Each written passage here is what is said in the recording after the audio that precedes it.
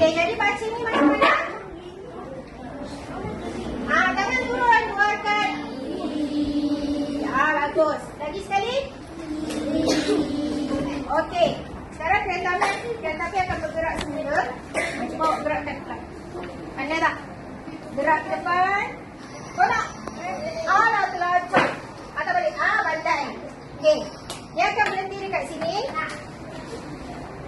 Kalau tadi kita jumpa topi dan kasut, sekarang ni awak dah kena marah sebab awak tak boleh baca ni. Apa yang jadi dengan mulut awak?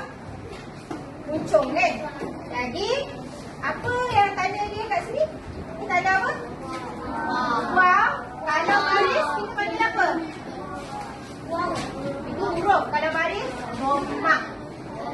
Baris depan, baris domak. Jadi, kena muncung. Tangan semua buat macam ni.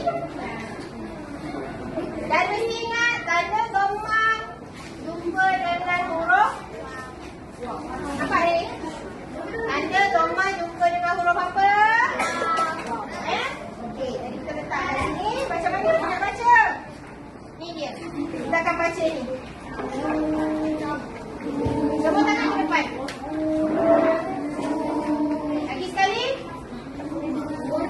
Okey, cuba baca dengan saya. Okey, awak pula